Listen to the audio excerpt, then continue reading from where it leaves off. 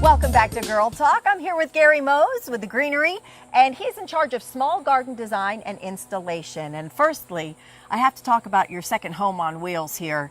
You can't miss you coming down the street. I actually followed him here to this home location on the island, and there was no mistaking that I was following the right guy. I am pretty conspicuous around town.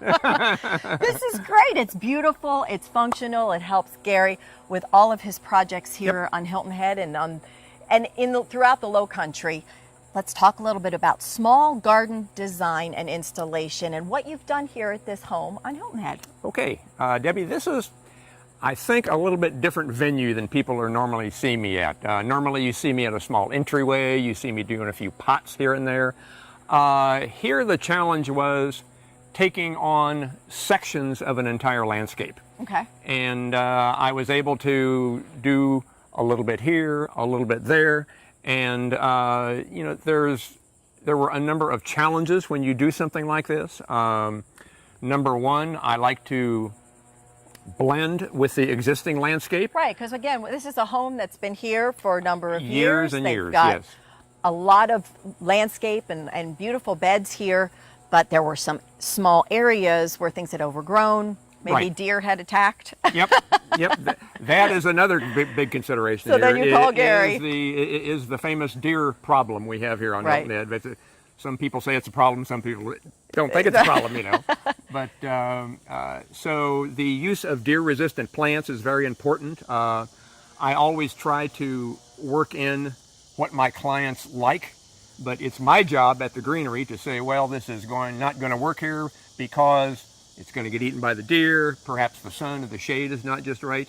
But still, that's one of my big considerations is if somebody has favorite plants that they want to use or something like Well, that. it was nice because when I pulled in, it looks gorgeous, but the new areas weren't conspicuous. Right. So again, it's your job and a job done well because you've blended what was new with what was already here. I'd like to, we talked a little off camera before starting to film, and you'd said that you had that consultation with the homeowner and really Yes. got their feedback as far as what plants that are here that they really like, and then you tried to kind of pepper those into the new areas so Right. that there was again some consistency and taking into consideration some of the other challenges, like you said, deer and weather and irrigation and such. Right. But it's really a partnership with the homeowner from the get-go. I mean, absolutely. I mean, one of my clients here, one of her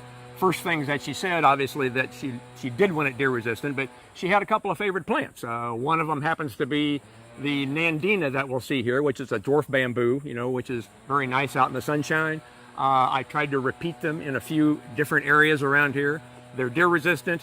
They don't need a lot of water. I mean, you just can't beat it, you know. So and you've introduced some new plants to the homeowner as well, and to us as well. Yep. Tell us about what you've got going on in the backyard. Yeah, I guess from this standpoint, to me, a lot of people come to me and say, I want a tropical landscape. Okay, this to me is a nice low country landscape. We have a beautiful venue with the marsh in back and everything. It's gorgeous. But it's not necessarily conducive to a bunch of really big leaf tropical type of plants. Right. So I introduced one of my new favorites here in the shade, by the way. It is deer resistant. It likes the shade. It doesn't like a lot of water. And it's a mouthful to say. It's called Sarcococca. All right. And it has little white flowers on it. It has red berries in the fall. And it's a plant where to me, it looked at home here with the rest of the landscaping. It looks you know. beautiful. It'll be exciting to see how it will fill in as the years go by. Now, will it get real tall or will Not it stay really. a moderate size? No, being in the small garden end of the thing, I mean, you know, I work with a lot of dwarf plants. I work with a lot of plants that I want to stay pretty small, you know, without a lot of pruning on them. I mean, I can work with big plants. There are obviously some large mature plants here, but a lot of my focus is on dwarf varieties of the various plants that AKA the small garden expert here. Yeah, there you go. There you go. Yeah, now, again, if your needs are a little bit larger and you've got a full yard to take care of, Obviously, the greenery can help with that too.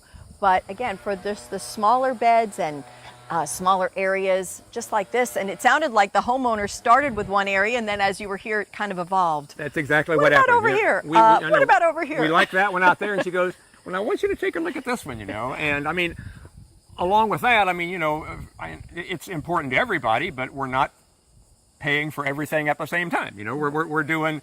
Great, you great know, point. We Right. might have a bunch of little sections here for several $100s a piece, rather than plunking down a whole lot whole of money thing. from the, you know, from the start. That's a great know. way to do it And as well. also, sometimes it's a little bit easier. I mean, I can come up with a plan, or the greenery can come up with a plan for the whole yard.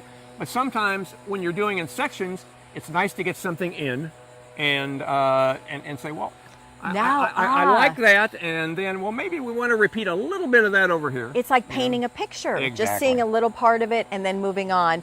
One more thing before we close, I want to talk quickly about irrigation, because again, not something necessarily that you do, but with the help of other departments at the greenery, when you put in these new beds or change things around, sometimes the irrigation needs to be looked at least, and assessed.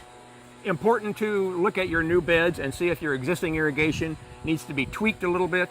It generally isn't an expensive proposition, but you need to make sure that those new plants have lots of water for the first few weeks of their existence. I mean, you know, it doesn't have to be a big deal, but it's important to look at your new sections, which basically may not have had plants there before. Right, you know? right. So this is, again, they're going to cover all of the details with Gary and the team here at the Greenery.